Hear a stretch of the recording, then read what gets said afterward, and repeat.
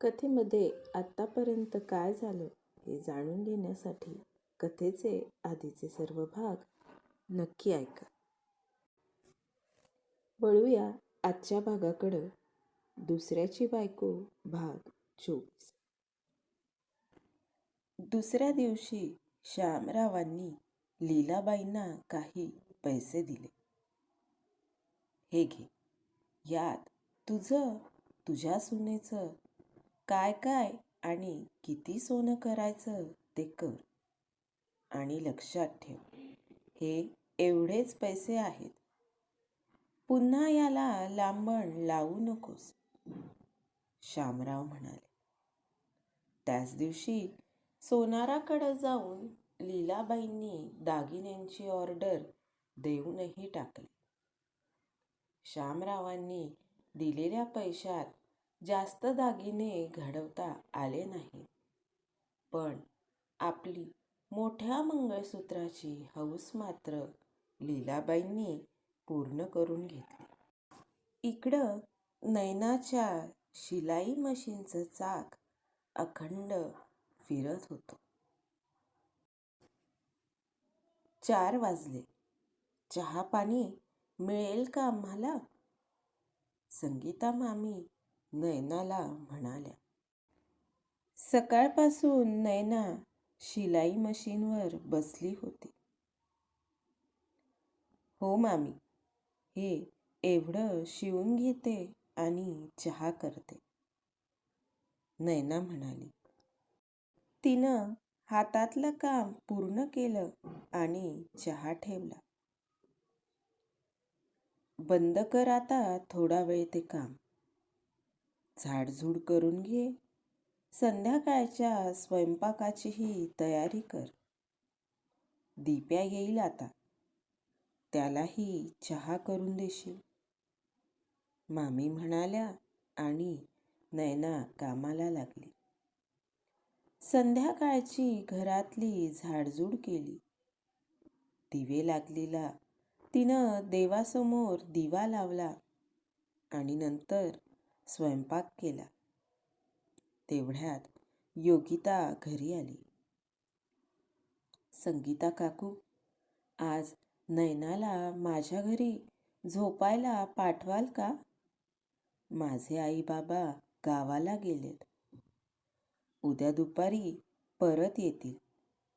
मी घरी एकटीच आहे म्हणून आईच म्हणाली होती की नैनाला सोबत बोलावून घे, योगिता म्हणाली.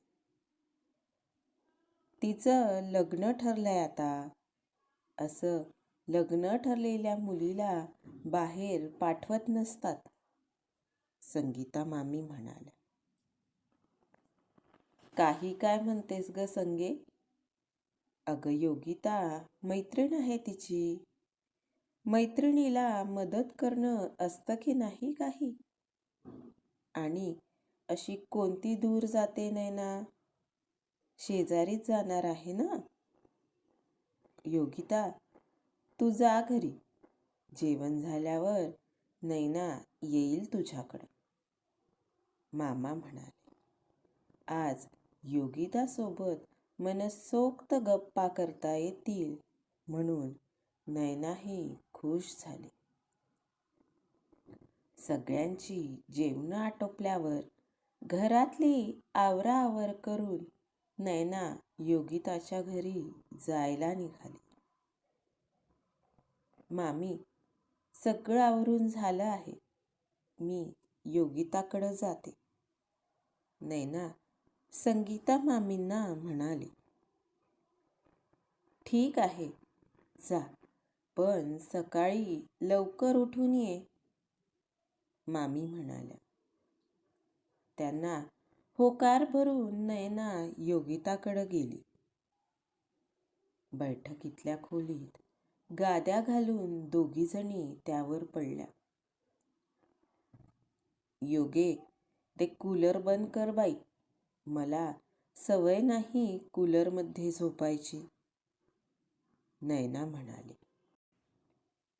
सवय कर हो. आता काय नागपूरला राहायला जाशील, काय माहीत तिथं AC लावलेला असेल तर?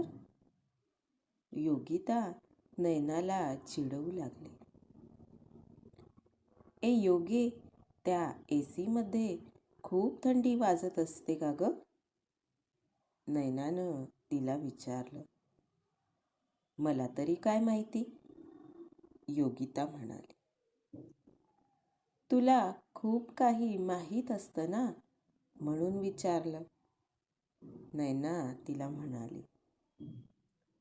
हो, कारण मी सगळ्यांच्या बोलण्याकडं लक्ष देते.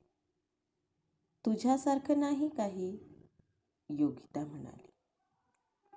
नयनानं तिला उशी फेकून मारली. योगितानं सुद्धा तिला उशी फेकून मारली.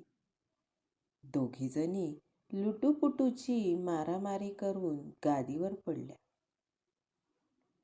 नयने, चांगले ड्रेस वगैरे घेतलेस की नाही, योगितानं तिला विचारलं. नाही ग, मामींनी 4-5 साड्या आणल्यात, त्याच आहेत, नयना म्हणाली. अगं, एखाद दुसरा ड्रेस घ्यायचा असता. मोठ्या शहरात राहायला जाते तर तिथल्या मुलींसारखं राहता आलं पाहिजे ना, योगिता म्हणाली. जाऊ दे ग, तुला तर माहिती आहे ना घरची परिस्थिती, नयना म्हणाली. हो, जाऊ दे. ए नयना, तुला माहिती का? काय ग? अगं, लग्नानंतरही बरेच जण नव्या नवरदेव नवरीला घरी जेवायला बोलवत असतात म्हणे. तुला असं कुणी बोलवलं ना तर मस्त तयार होऊन जात जा, योगिता म्हणाली. तुला बरंच माहिती ग, नयना म्हणाली. माझी ताई सांगत होती, योगिता तिला म्हणाली. अजून काय काय सांगत असते ग तुझी ताई? नयनाच्या मनात कुतूहल जागं झालं होतं. ताई सांगत होती की लग्नानंतर पहिल्या वर्षी तर सासरी सगळे सण अगदी धूमधडाक्यात साजरे होतात. आता तुझं लग्न उन्हाळ्यात होतंय, म्हणजे मग तुझ्या लग्नानंतर येणारा श्रावण, मंगळागौर, घरी गौरी गणपती असतील तर ते, नवरात्र, दिवाळी, मग पहिली संक्रांत, तिळव्याचा कार्यक्रम, योगिता सांगत होती. आणि नयना सगळी स्वप्न रंगवत होती. नयने, कुठं हरवलीस ग, योगिता म्हणाली. काही नाही ग, असंच आपलं. नयनाच्या चेहऱ्यावर लाजेची लाली पसरली होती.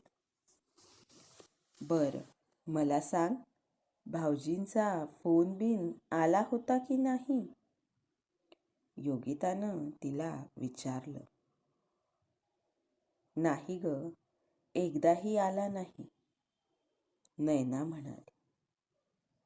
जाऊ दे, तसंही लग्न जवळ आलंय, तयारीला लागले असतील ते सुद्धा, योगिता म्हणाली. असेल तसंच, नयना म्हणाली. नयना, रुखवंताचं सामान सुमान घेतलं की नाही? आणि मेकअप, दागदागिने, त्याचं काय करणार आहेस, योगिता म्हणाली. नाही माहीत ग, तुला माहिती आहे ना मामीचा स्वभाव. त्या काही मला घेऊन द्यायच्या नाहीत आणि काही घेऊही द्यायच्या नाहीत, नयना हताशपणे म्हणाले. जाऊ दे, माझ्याकडून तुला लग्नाचं गिफ्ट म्हणून मी मेकअप किट देते आणि तुझ्या लग्नात तुझी सगळी तयारी मीच करून देईल. मेकअप, हेअरस्टाईल, अगदी मेहंदीसुद्धा मीच काढून देते, योगिता म्हणाली. थँक यू योगे. नैनाला रडू आलं. पुरे जास्त रडू नकोस, नाहीतर पाठवणीच्या वेळी डोळ्यात पाणीच यायचं नाही आणि सगळ्यांना वाटेल मामीच्या जाचातून सुटली म्हणून रडत नाहीये, योगिता म्हणाली. आणि दोघीजणी अगदी खळखळून हसू लागल्या. नैने तिकडं राहायला गेली ना की मस्त पॅन्ट शर्टही घे विकत आणि मस्त घालत जा, योगिता म्हणाली. ए बाई, ते तसे कपडे मी घातले नाहीत कधी, आणि सासूबाई ओरडल्या तर, नैना म्हणाली. अगं, तुला काय कोणत्या कार्यक्रमात घालायचे आहेत का? भाऊजींसोबत फिरायला जाशील तेव्हा घालत जा, योगिता म्हणाली. पण फिरायला कुठं जाणार ग? येडे, एवढं मोठं शहर आहे, खूप सारे सिनेमाघरं आहेत तिथं, आणि तुला माहिती नाही ना, तिथं ना मोठमोठे मॉल आहेत, योगिता म्हणाली. मॉल म्हणजे? नैनानं निरागसपणे विचारलं. अगं, मॉल म्हणजे मोठं दुकानच म्हण ना, 3-4 मजली. त्यात खूप दुकानं असतात अजून. सगळीकडं AC लावलेला असतो. आणि तुला सांगू, खालून वर जायला आणि वरून खाली उतरायला इलेक्ट्रिकच्या पायऱ्या असतात, योगिता सांगू लागली. आणि नैना सगळं कुतूहलानं ऐकू लागली. रात्री बराच वेळपर्यंत दोघी गप्पा करत बसल्या होत्या. नैने, मॅगी खातेस? योगितानं तिला विचारलं. आत्ता? एवढ्या रात्री? नैनाला आश्चर्य वाटलं. हो, चल मॅगी करू, योगिता म्हणाली. आणि दोघीजणी मॅगी करायला स्वयंपाकघरात गेल्या. तुला माहिती योगे, आमचा दिप्या नेहमी मॅगी खातो, पण मामी मला कधीच खाऊ देत नाहीत. मामी एकदा कुठंतरी गेल्या होत्या तेव्हा दिप्यानं आणली होती मॅगी. बस तेव्हा एकदाच खाल्ली होती, नैना म्हणाली. आता लग्न झालं ना की मस्त भाऊजींसोबत बाहेर जात जा खायला, योगिता तिला म्हणाली. नैना आणि योगिताच्या गप्पा खूप रंगल्या. दोघीजणी रात्री बराच वेळपर्यंत जागी होत्या. योगितासोबत केलेल्या गप्पा गोष्टी नैनाला स्वप्नात दिसत होत्या. नैनाला जाग आली ती कुणाच्या तरी जोरजोरात दार वाजवल्यामुळे. काय होईल पुढं पाहूया पुढच्या भागात. आजचा भाग कसा वाटला कमेंट करून नक्की सांगा. धन्यवाद.